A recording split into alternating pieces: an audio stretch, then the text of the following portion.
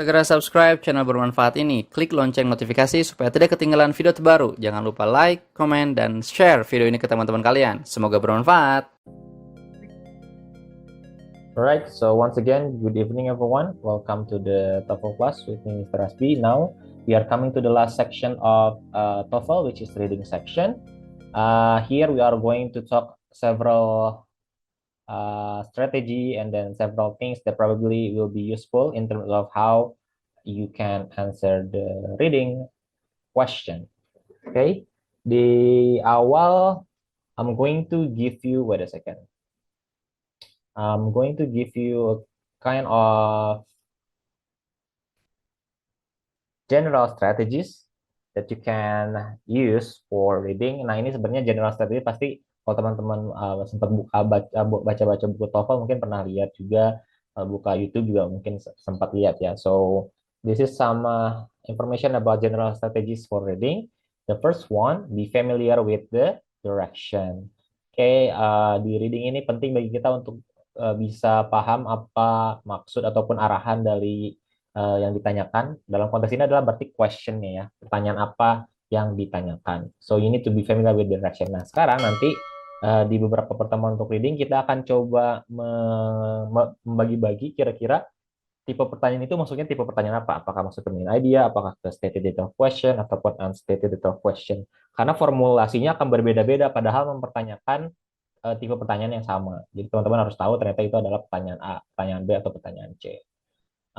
Yang kedua, do not spend too much time reading the passage. Yes, most of the passage akan cukup kompleks dan panjang. So, Mister tidak sarankan untuk menghabiskan waktu terlalu banyak untuk membaca teksnya. Oke, dalam konteks gimana kalau teman-teman membacanya tanpa tahu yang harus dicari. Karena penting bagi kita untuk tahu dulu apa yang harus dicari sebelum kita membaca. Oke, mungkin bagi teman-teman yang baru ke TOEFL, tahunya, oh saya baca teksnya dulu, lalu baru nanti try to find out kira-kira apa yang akan ditanyakan. Saya akan baca teksnya dulu karena ingin tahu kira-kira teksnya tentang apa. Kalau teksnya cuma satu, mungkin aja bisa, tapi karena teksnya akan banyak, berarti itu bukan langkah yang bijak untuk melakukannya, karena akan capek, gitu ya, akan overwhelming, gitu. And then number three, do not worry if a reading passage is on a topic you are unfamiliar with. Oke, tentu saja topik yang akan teman-teman lihat dan hadapi akan topik-topik yang sangat aneh, sangat jauh dari mungkin kepakaran teman-teman atau sesuatu yang teman-teman dekat gitu ya dengan topik tersebut. Tiba-tiba tentang geografi, biasanya bisa tentang medicine, tentang kesehatan, healthcare, tiba-tiba bisa tentang politics, tidak bisa tentang entertainment, bisa random serandom itu. Namun jangan jangan khawatir karena memang di settingnya akan seperti itu. Mereka bikin teks emang sesuai supaya kita nggak unfamiliar with that, gitu ya. Supaya kita terkecoh mungkin malas bacanya ataupun juga mendapatkan kata-kata yang tidak kita ketahui gitu ya. That's the purpose of how they can give you the text gitu ya. But then tentunya ada beberapa cara yang bisa kita lakukan dengan menghadapi teks-teks yang sulit tersebut. Do not spend too much time on a question you are unsure of. Tentu akan ada momen di mana teman-teman bertemu dengan pertanyaan-pertanyaan ataupun nomor-nomor yang udah susah nih, diulang-ulang pun kita tetap nggak ngerti karena katanya juga kita nggak ngerti. Dan kalau emang nggak ngerti dan juga nggak yakin terkena itu, that's okay, you can let it go. Jawab jawaban yang mungkin paling memungkinkan. Karena kalau emang benar-benar tidak tahu ya tidak bisa dipaksakan kan. Jadi kita harus coba cari nomor yang lain yang kemungkinan yang kita belum tahu nomor yang lain jangan-jangan lebih mudah dari itu. Oke, jadi ambil kesempatan itu untuk melihat jawaban yang lain. Last but not least, guess to complete the section before the time is up. Tentu daripada dikosongkan, akan langkah lebih baik kita tetap jawab sebisanya untuk bahkan sampai ke guess to complete ya, ditebak aja kalau pada akhirnya waktunya sudah habis dan teman-teman masih belum menemukan jawaban yang tepat. Oke, okay? So that's the general strategies. But then after that, kita akan punya semacam pretest ya. Kalau tadi pretestnya dalam bentuk yang official 50 soal, kalau ini hanya sedikit aja. Mister pengen lihat kemampuan teman-teman dalam memecahkan masalah ataupun dalam menjawab pertanyaan yang ada di soal reading yang akan muncul kali ini. Mudah-mudahan chat teksnya dan pertanyaannya sudah cukup jelas ya. So you have 7 minutes to work on it. Silakan dijawab. Is it visible everyone? Sudah bisa dilihat? Sudah zoom apa ya? One zoom ya. Berarti udah full screen. Ini sudah full screen kah? Sudah cukup ya? Sudah bisa dibaca dengan baik dan terlihat. Kalau di zoom in kayaknya agak nggak bisa ya karena ini filenya PowerPoint. Everyone, can you see it clearly? Is it visible? Kita ada 4 nomor.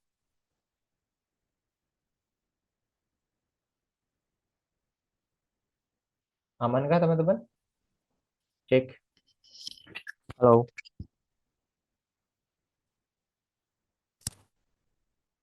Cek, cek. Aman. Aman ya? Soalnya ini Mister indikator audionya kayak nggak muncul. Takutnya dari tadi Mister bicara tidak terdengar. Aman ya? Oke, thank you. Silakan, 7 minutes ya. We have four numbers or 4 questions.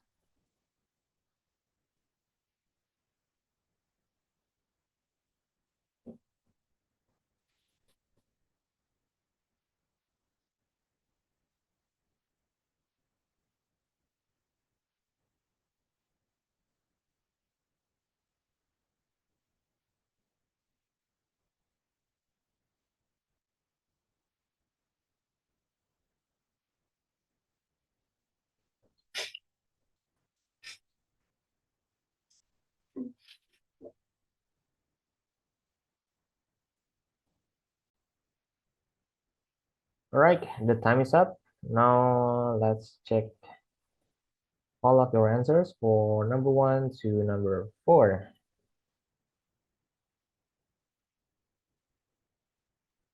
Okay, so I think most of the answer for number 1 are correct. Yes, the answer is A. Okay, so yes, it results from rapidly cooling. So quite easy to answer dan sudah jelas juga ya dari mananya. And then number 2, yes, it's Charlie. Good. Cites similar meaning or closest meaning to places. And then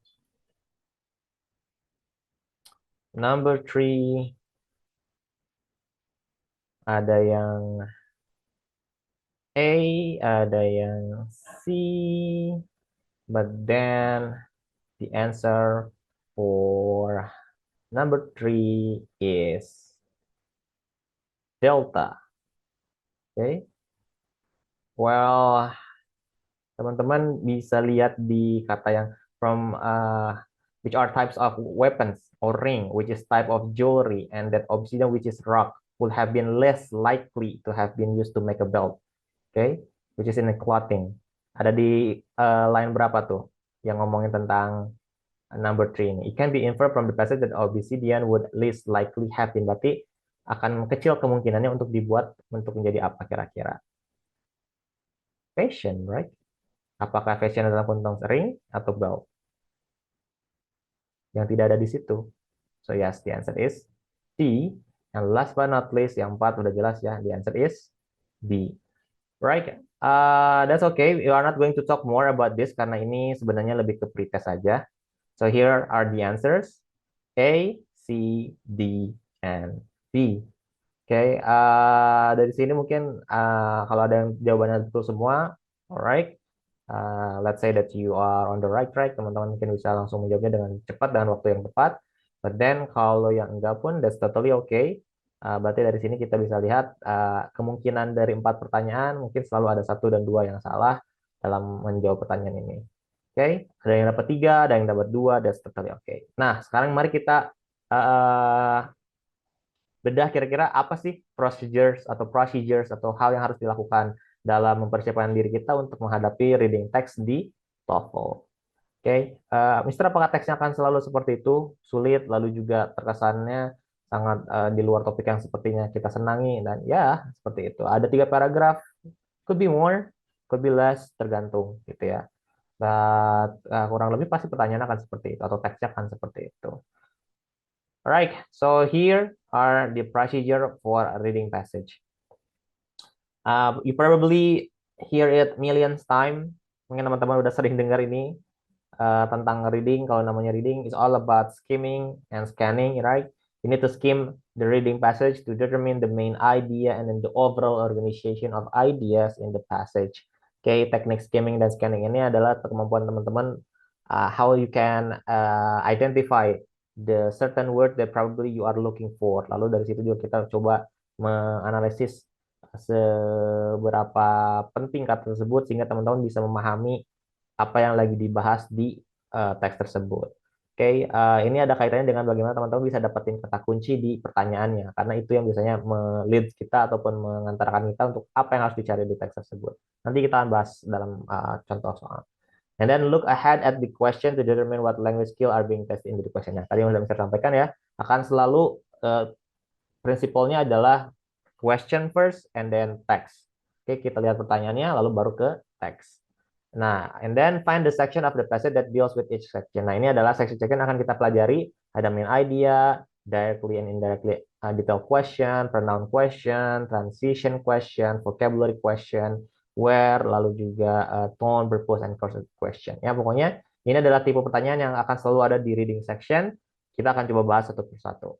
And read the part of the passage that contains the answer carefully. Ya, tentunya ketika udah kita nemuin, oh ternyata pertanyaan ini ataupun yang ditanyakan dari kalimat ini sedang dibahas di paragraf ini, di kalimat ini. Nah, biasanya baru kita ulang-ulang tuh, supaya kita sampai paham kira-kira maksudnya apa yang dibahas. Oke, mari kita mulai dari yang pertama, itu adalah main idea.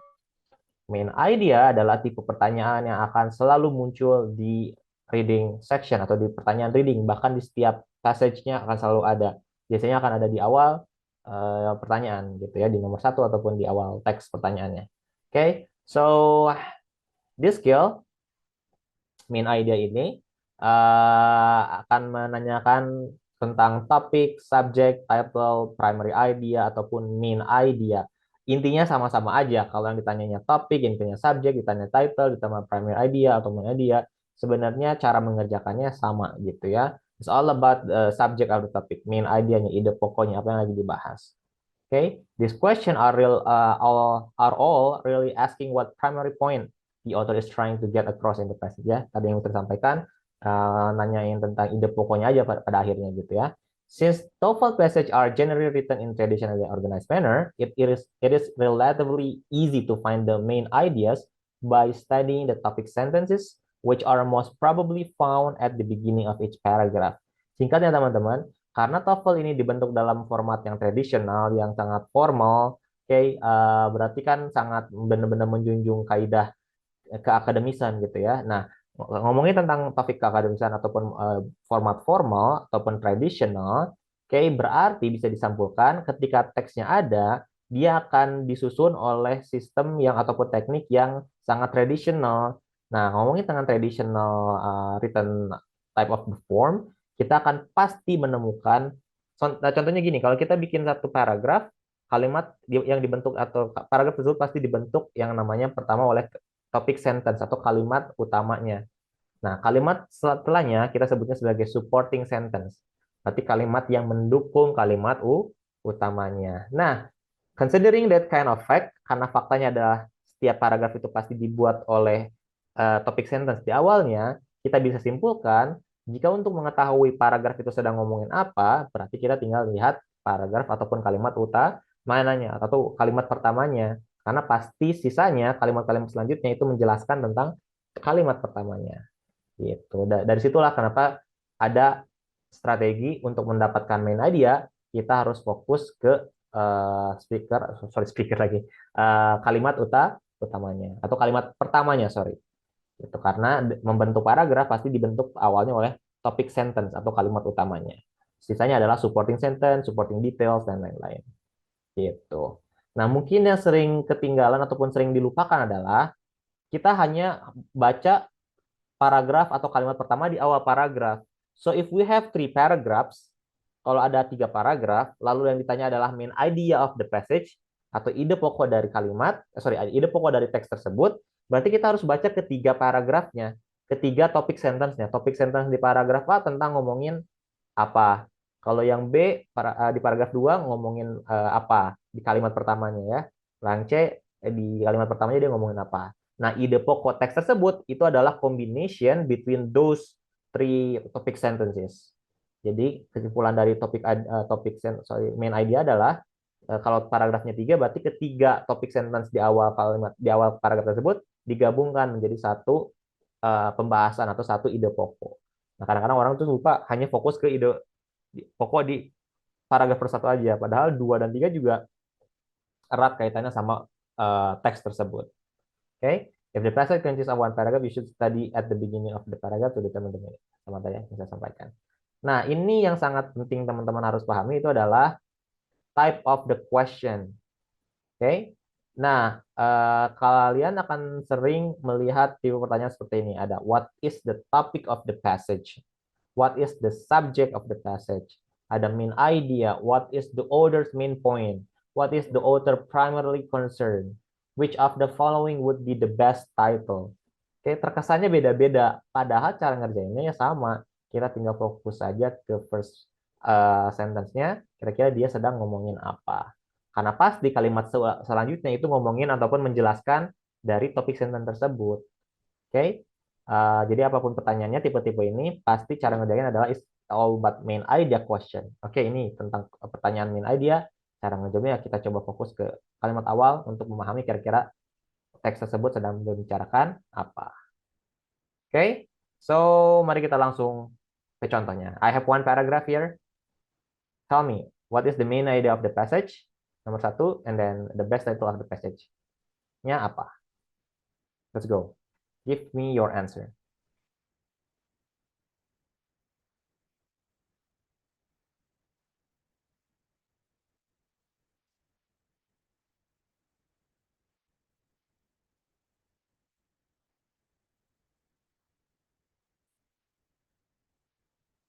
Yes, you can just directly give me your answer to the chat box. Boleh langsung.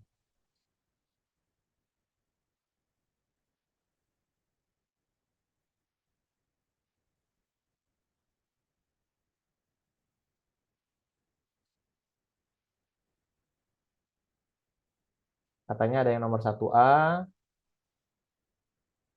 Okay, most of the ice on the earth, close to 90% of it is covering the surface of the continent Antarctica. Okay, what is continent? Benua, right?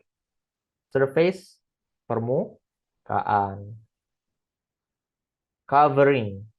Dalam konteks ini covering mungkin apa? Menyelimuti gitu ya. Oke. Okay. Kira-kira yang mana jawabannya? Dalam mengerjakan soal reading tentu ataupun khususnya dari praktis sekarang ya, boleh dimanfaatin sebagai sarana bagi teman-teman untuk menambah vocabularies teman-teman. Boleh sambil cek kira-kira ini artinya apa dan lain-lain. Oke, itu jadi tempat untuk dapat vocabularies yang baru juga sangat-sangat berguna ya, ketimbang kita hanya debak-debak aja. So yes, how about number 2? Baru yang jawab nomor 1 aja. How about number 2?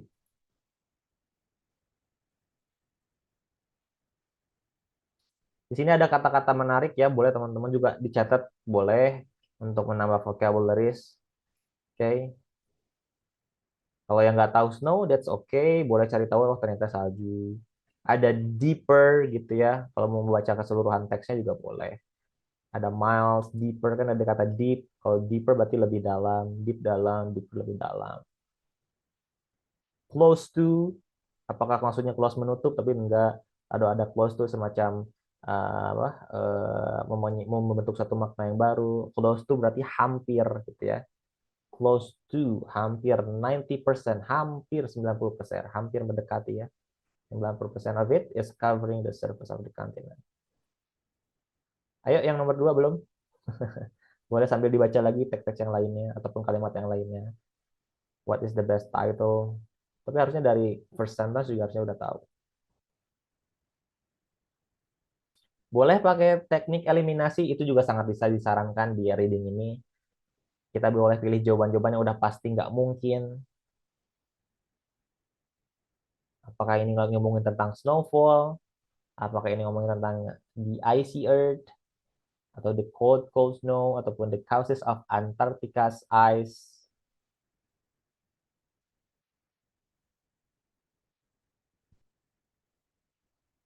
There you go. Snowfall. All right, so here are the answers. Number 1 and number 2. Okay. Most of the ice on the earth.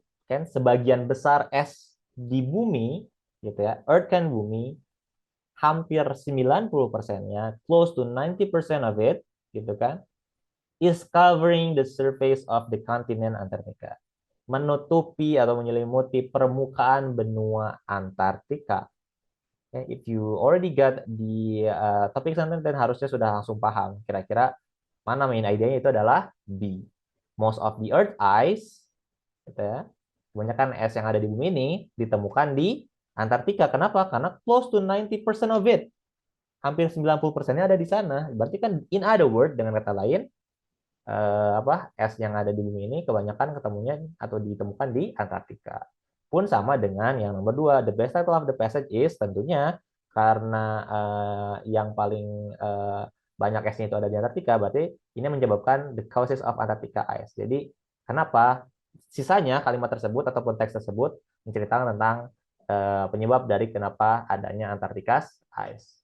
Gitu. Bukan tentang snowfall, icy earth, juga bukan the cold. Oke, topiknya ada di Antartika, bukan tentang bumi ataupun yang lain-lain. Boleh dilihat kalimat selanjutnya pasti tentang ngomongin tentang itu. It does not snow very much in Antarctica, but whatever snow does fall remains and grow deeper and deeper.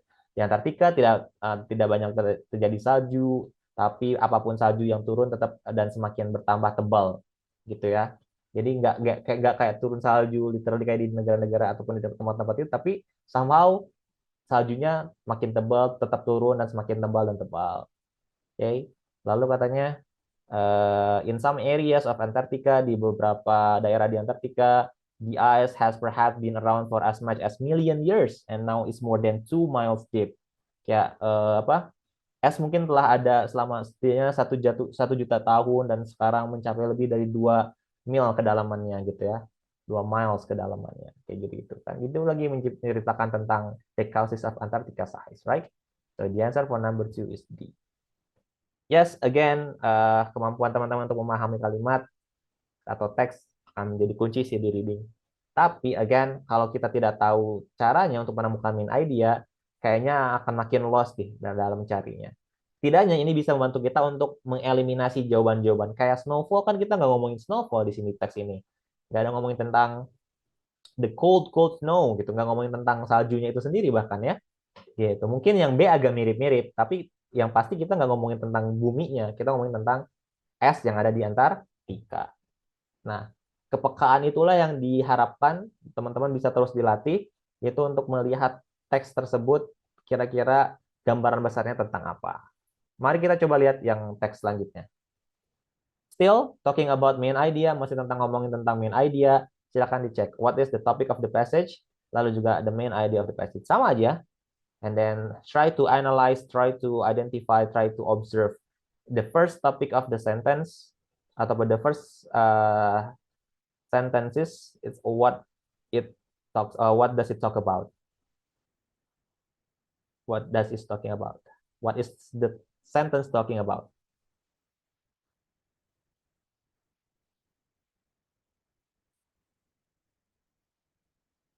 The extremely hot and humid weather that occurs in the United States in July and August is commonly called the dog days of summer. Itu harusnya titik ya di sini, di situ. Hot apa? Panas. What is humid? What is humid? Ada yang tahu? Lembab. Panas dan lembab. Weather apa weather? Cuaca. What is occurs? Yang muncul gitu ya, yang terjadi, occurs.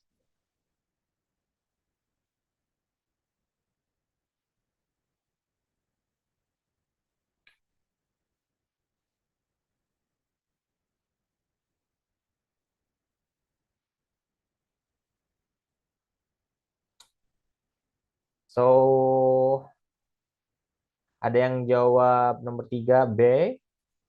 Katanya the causes of hot and humid weather. Let's Pay attention to the first sentence. Baca lagi. The extremely hot and humid weather that occurs in the United States in July and August is commonly called the dog days of summer. This name comes from the star Sirius, which is known as the dog star. Sirius is the brightest, bla bla bla bla bla. Apakah dia ngomongin tentang weathernya itu sendiri di situ? Remember, main idea ataupun pertanyaan tentang topik apapun best title, dia akan berfokus di first sentence of the paragraph. Oke? Karena kalimat selanjutnya akan ngomongin tentang atau mau mengelaborasi kalimat utamanya. Kira-kira kalau topik sentence jawabannya ataupun topiknya dijawabnya tentang the causes of hot and humid weather, apakah sudah diwakili dengan kalimat pertama yang tadi? I don't think so.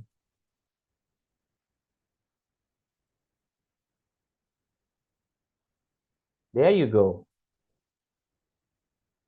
Okay, so it's easily C and A for the answer, right? Betul, ada teman kita juga yang jawab tentang C dan A, cukup banyak juga. Well done.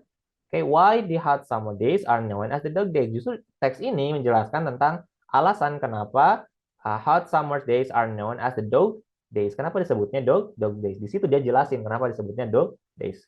Dan this name comes from the start series. Tuh kan dia jelasin itu. Dia jelasin nama ini diambil dari apa? Berasal dari bintang Sirius yang dikenal sebagai bintang anjing. Lalu katanya apa? Sirius is the brightest. Sirius adalah bintang yang paling terang atau terang yang terlihat. Dan pada bulan-bulan musim panas, yang panas, bintang ini muncul di timur sekitar pada waktu yang sama dengan matahari dan lain-lain. Dia jelasin tentang hal itu kan. Oke. Ya, bahkan di nomor 4 pun sama.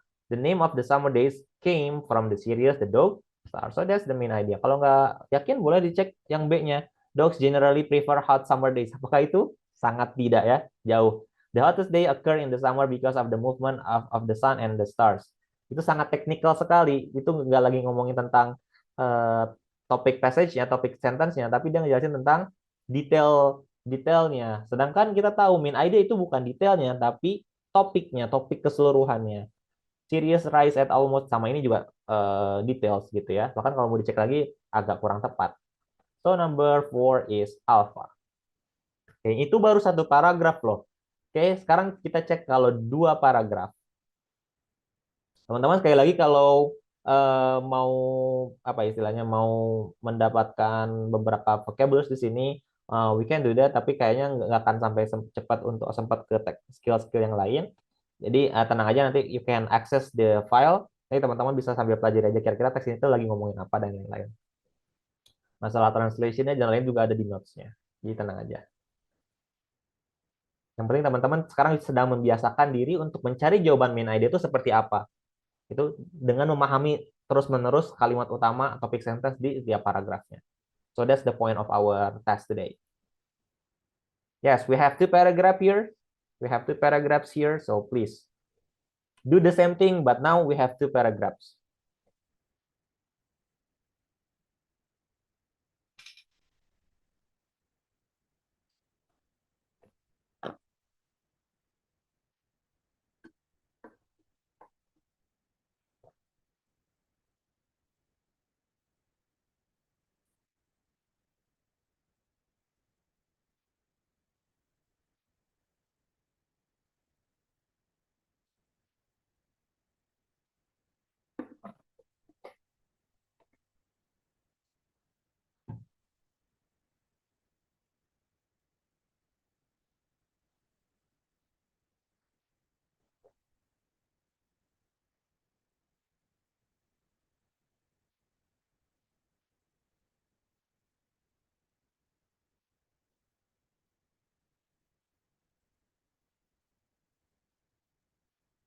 Development, what is development?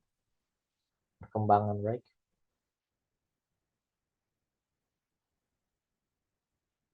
Yeah, the term primitive art has been used in the variety of ways to describe works and style of art.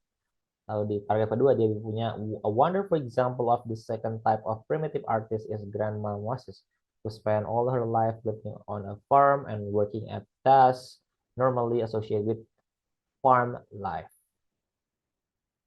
Okay. Jadi kalimat utama itu, kalimat pertama di tiap paragraf itu, dia menjadi topik sentence yang pasti kalimat selanjutnya akan support kalimat tersebut.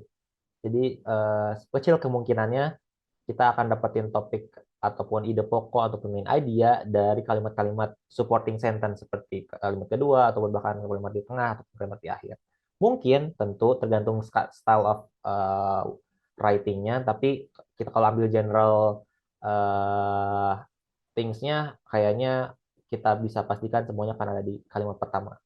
So, what is your answer everyone? Number 5 and number 6, silahkan.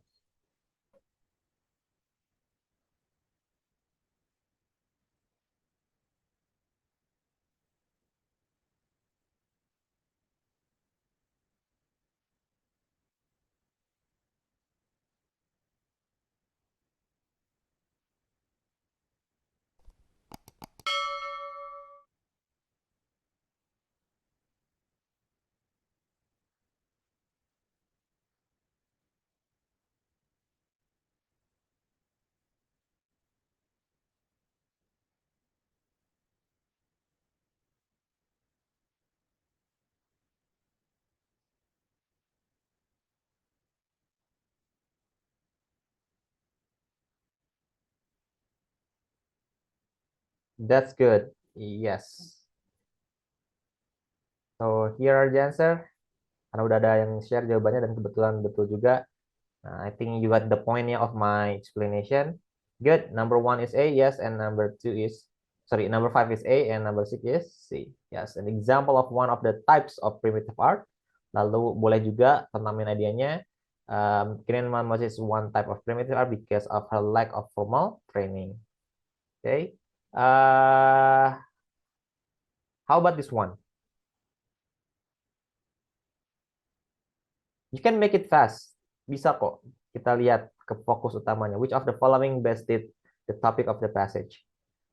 In the first half of 19th century, a New York newspaper, the New York Sun, successfully carried out a hoax on the American public.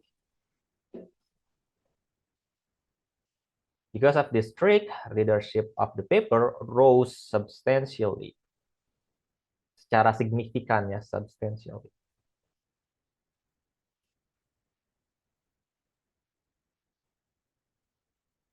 On August 25, 1835, the Sun published a report that some wonderful new discoveries had been made on the moon. Penemuan yang luar biasa gitu ya, telah ditemukan di moon. Tapi sedang ngomongin apa sih sebenarnya teks tersebut? What is the best state or the main point of the passage? Silakan, number 7 and number 8.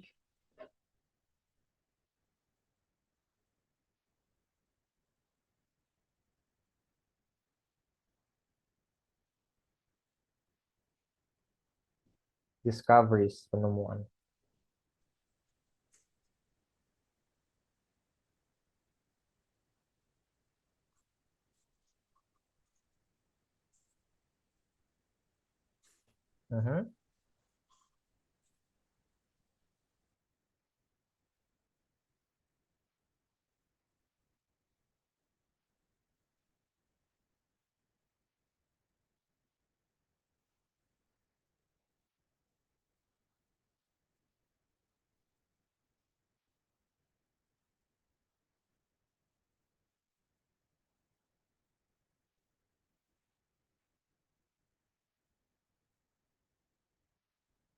Do the elimination, that's good. Boleh kok.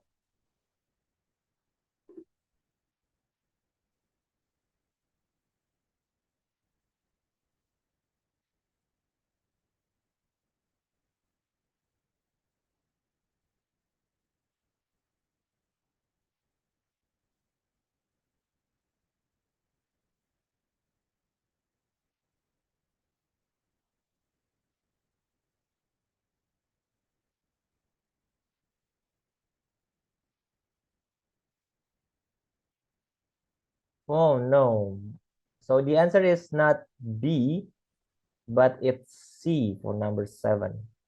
Okay. Kalau kita ngomongin The New York Sun aja sebagai the best topic or like the main idea or something, uh, nggak terlalu spesifik. Maksudnya adalah uh, maksudnya gini, kalau kita ngomongin uh, main idea dari cerita Titanic apa misalnya gitu. Lalu kita bilang ibaratnya kapal Titanic, udah aja gitu. Nah, semacam seperti itu. Kalau kita jawabnya The New York Sun seperti itu. But then kita nggak ngasih semacam informasi tentang apa itu kapal Titanicnya sedang apa, ataupun kalimat yang ataupun phrase yang bisa mewakili cerita itu gitu, apa yang lagi diceritakan di situ. Nah, pun sama dengan ini, kalau kita ngomongin tentang The New York Sun, itu hanya jadi subjeknya aja, papernya aja. Tapi apa yang dilakukan paper ini sehingga dibikin cerita ini atau dibikin teks ini? Jadi jawabannya adalah karena in the first half of the 19th century, a New York newspaper, the New York Sun, subjeknya ya, successfully carried out a hoax. Sukses membuat hoax di publik Amerika. Karena triknya ini, because of this trick, readership of the paper rose substantially. Nah, efeknya karena trik ini dia menaikkan atau pembacanya melonjak tinggi. Di paragraf 2 dia bilang on August 25, 1835, The Sun published. Nah, ini dia ceritain tentang bagaimana proses atau apa hoax yang dia buat gitu ya. Itu adalah new discoveries had been made on the moon. Berarti ini tentang hoax dan efeknya. Efeknya apa ya tadi? Ternyata readershipnya melonjak gitu. So the main point juga sama, The Sun increase sales, dia menaikkan penjualan korannya when it trick the public with a false story. Sama kan, false itu tentang hoax itu sendiri. Oke, nggak ngomongin tentang misalnya The New York Sun was one of the earliest American newspaper. New York itu orang apa koran pertama yang membuat itu gitu dan lain-lain. Atau ngomongin tentang the success of newspaper, bukan juga karena suksesnya dalam konteks ini bikin hoax gitu ya. Ada yang lebih tepat untuk menjawab itu. Alright, so that's all for main idea. Yes, pada akhirnya it depends on how you can understand the text, and tapi prinsipalnya sama, itu adalah bagaimana teman-teman melihat ataupun melakukan proses mencari main idea. Sekarang kita coba ke salah satu skill yang nggak kalah pentingnya, itu adalah tentang stated detail question. Wait a second.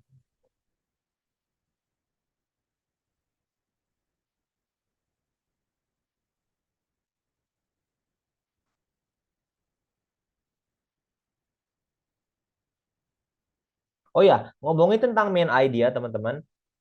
Tips sedikit dari Mister untuk main idea. Biasanya, usually I work on the main idea type of question in the last opportunity. Maksudnya adalah kalau kita dapat teks kan selalu pasti ada main idea di nomor satu. Tapi justru Mister tidak akan mengerjakan itu duluan. Mister akan coba memilih tipe pertanyaan yang lain, misalnya seperti sinonim, lalu juga vocabulary, tipe-tipe pertanyaan kayak kata ini artinya apa, closest meaning itu apa, dan lain-lain. Lalu baru ke stated detail question yang akan kita bahas lain-lain. Di akhir, Mister akan baru balik lagi ke main idea. Kenapa? Karena dengan menjawab pertanyaan-pertanyaan yang lain, dengan secara tidak langsung, Mister juga mencoba memahami kira-kira teks itu tentang apa sih, kan pasti balik-balik tuh ke teks tersebut nyari jawaban. Nah, sambil melakukan itu, Mister juga sambil memahami teksnya tentang apa dong. Sedikitnya Mister dapat tuh pemahaman, oh ini tentang koran ternyata, oh ternyata ada hoax-hoaxnya dan lain-lain. Nah, ketika balik lagi ke main idea question, Mister punya prior knowledge yang cukup. Sehingga ketika menyimpulkan kira-kira ide pokok kalimat ataupun teks tentang apa, Mister bisa langsung jawab dengan yakin karena sudah dapat informasinya dan waktunya lebih efektif ketimbang menghabiskan waktu untuk mencari main idea dan ini kayaknya nggak yakin, jangan-jangan bukan ngomongin tentang ini. Gitu ya, paling tipsnya itu aja untuk main idea. Now let's talk about stated detail question. Ini yang paling sering juga muncul di reading section, itu adalah stated detail question. Kuncinya di stated detail question adalah bagaimana teman-teman bisa dapetin kata kunci ataupun the keyword from the question and then try to skim and scan the word in the passage atau di teks tersebut.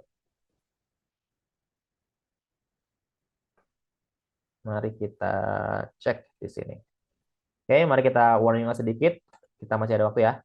So yes, Stated the question, kita akan coba latih dari soal yang mudah dulu seperti ini. Oke, kita punya dua paragraf. Stated the question, dia akan mencari ataupun menyuruh kita untuk mendapatkan informasi yang tepat. Sekali lagi, informasi yang tepat yang ada di teks tersebut. Berarti secara tidak langsung kita ada 3 jawaban yang salah dari 4 option itu. Ada 3 yang salah, 1 yang betul. Nah, kita harus cari 1 yang betul itu. Gimana caranya? Kita cari kata kuncinya. Kalau nomor 1 kita lihat, how far back does the history of chocolate go? Berarti kata kuncinya apa? It's about history of the chocolate. Berarti kita cari tuh di mana yang lagi ngomongin atau di mana kalimat yang sedang ngomongin history of chocolate. Kira-kira yang mana? Lalu kira-kira jawabannya apa nomor 1? Yuk langsung aja. Kebetulan langsung ada di kalimat pertama kan? So which one should the answer? That's good. Nah, ini namanya stated below question. Makanya Mister selalu kerjakan lebih dulu, lalu juga tentang synonym vocabularies. Karena sambil gini, oh ternyata saya tahu ini tentang ngomongin tentang coklat misalnya. Kan setidaknya segitu. Nanti tinggal balik lagi ke main idea, Mister punya dapat informasinya. Next, what did the ancient Mayans and Aztec make from the beans of the cocoa tree? Kira-kira kata kuncinya apa? Beans and cocoa tree boleh. Lalu juga boleh dari Mayans, Aztec juga boleh. Cari kira-kira langsung di teks kira-kira mana yang lagi ngomongin itu.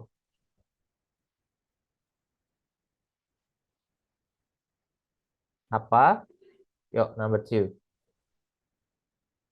Ada kata made di situ kan ya. Make sama made kan sama. Boleh itu jadi kata kunci juga. Jadi apa yang dibuat? A, B, C, or D. Nomor 2.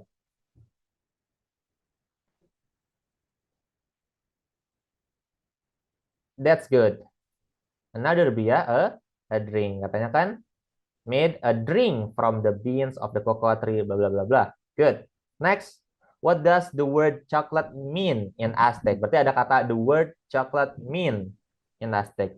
Cari. Dari kata kuncinya adalah the word chocolate. Cari di mana, lalu apa artinya.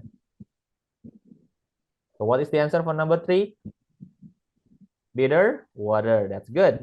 Number 4. How did chocolate become popular in Europe? Berarti apa? Chocolate become popular. Kata itu yang harus dicari. Skim scan. Cepat aja langsung. Mana ada kata tersebut.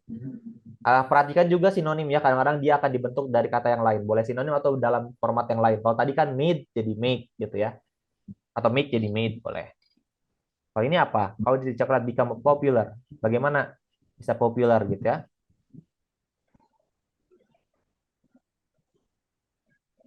Kamu become popular di situ dah, baru dibaca ulang-ulang sampai mengerti untuk Anda bisa menjawab pertanyaannya. Jadi nomor 4, what is the answer?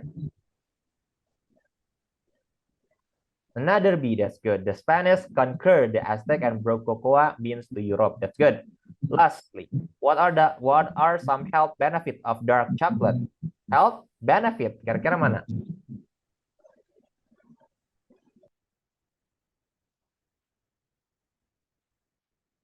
Langsung? Oke. Coba baca lagi. Ada yang udah jawab tapi kurang tepat.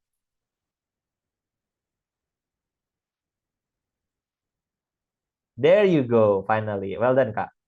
Yes, the answer is D. Okay? Some health benefit. Tidak hanya salah satu, itu semuanya sudah disebutkan, ya nggak? Ada lower blood pressure, reduce risk of heart disease, and even improve brain function. Berarti kalau tiga-tiganya dibahas, berarti jawabannya apa?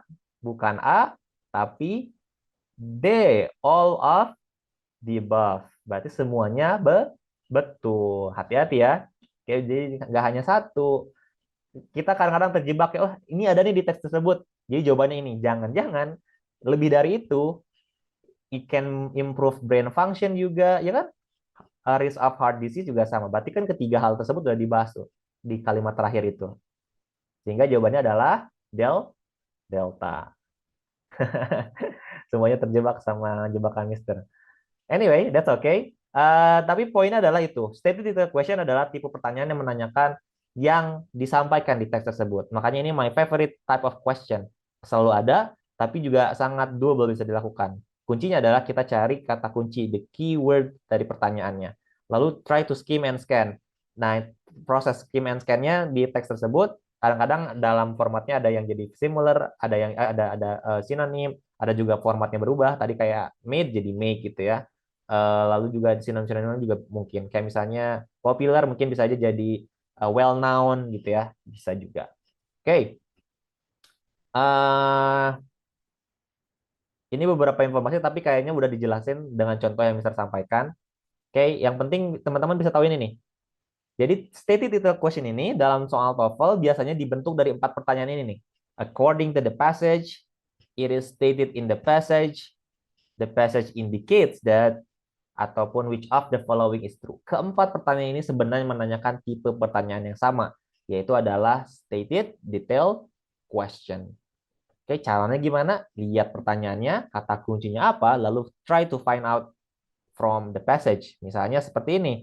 Pertanyaannya apa? The passage indicates that gemstone. Berarti kata kuncinya apa? Gemstone. Berarti kita cari di teks tersebut mana yang ada kata gemstone. Sudah ketemu, baru dicari ulang. Kira-kira maksudnya apa? Tips kedua, stated title question akan bisa lebih efektif dilakukan jika kita melakukan eliminasi. Berarti kan kita ada 3 jawaban yang salah, 1 jawaban yang betul. Jadi sebelum kita lihat ke teks dan mencari kata kuncinya, kita cari mau option mana yang mau di recheck. Misalnya, salah atau betul? Long story short, anggaplah kita sudah memprosesnya, ternyata salah, nggak was settled in 1633. Lalu kita cek yang B, was settled 26 years after Williamsburg. Kita cek ke atas, ternyata tidak. Yang D juga sama, was originally named Middle Planetian misalnya. Dicek, oh ternyata bukan. Was the first permanent English colony in America. Dicek, diulang-ulang sampai kita paham di teks yang ada kata gemstone-nya. Ternyata betul. Yes, the answer is C. Nah, the best way how to answer stated detail question adalah seperti itu. Karena kita tahu ada 3 yang salah, kita eliminasi 3 yang salah dengan mengecek ke paragraf yang ada kata kuncinya. Lalu kalau udah nemuin kebetulan 1 betul, ya udah itu aja langsung jadi jawaban. Contoh yang lain. Oke, okay? According to the passage, lihat pertanyaannya. The colonists chose Williamsburg because, nah, kata kuncinya apa? The colonists chose, memilih Williamsburg. Hati-hati, bisa aja chose-nya dibentuk dari kalimat yang lain. Kira-kira apa jawabannya, teman-teman? Kita udah ada petunjuknya tuh. Oh, ternyata ada di kalimat ini. The site for Williamsburg had been selected. Chose sama been selected kan? Sama gitu ya. Tinggal dicek nih, apakah it was in England? Atau lagi ngomongin there were no nearby rivers? Atau there were lots of mosquitoes? Ataupun the soul drain well? Kira-kira mana? Harusnya cepat nih. Ayo, A, B, C, D.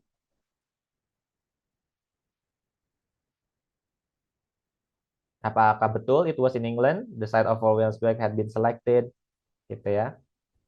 Atau there was no nearby rivers, atau there were lots of mosquitoes, atau the soil drain. Lihat, because the soil drainage was better there.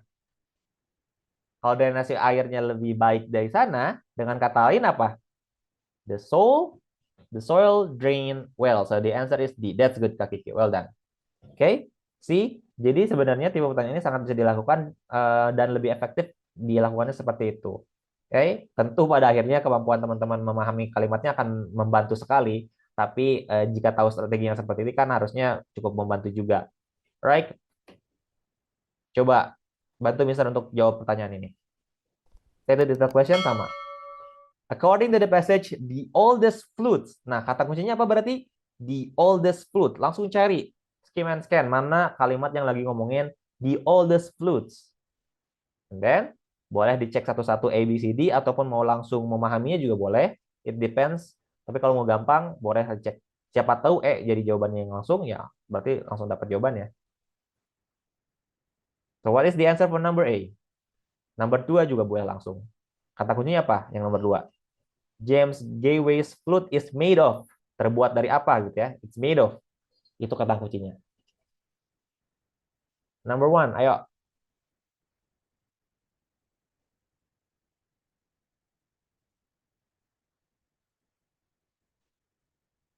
Udah ketemu di all the flute-nya? Nah, baca tuh.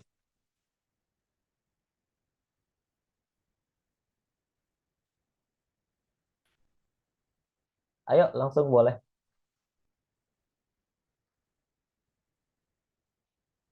Apakah ada yang menjawab C? Hati-hati. It's about 20,000 years old, bukan 200,000 years ago.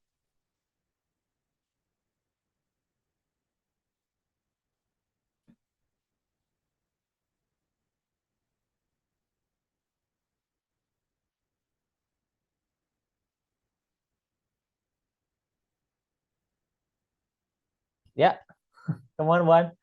Come on, everyone. Teks terakhir kok ini. I guarantee. I promise. I know it's quite overwhelming ya untuk baca terus teks banyak itu. Tapi kita belum berakhir, teman-teman. Kalau ada waktu dikerjakan ininya ya, pretestnya. A and D, that's good. Right, well done. Lihat kan, the oldest known flutes are about 20,000 years old. Kalau kita kekecoh, pasti kita pilihnya yang C. They were made from hollow out bones with holes cut in them. Gitu ya, berarti A.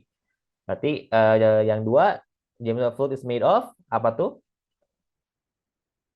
Yang terakhir ya, kalimat terakhir. It is made of gold. James Galway-nya is not just made of any metal. Nah, itu kan made gitu ya, sama.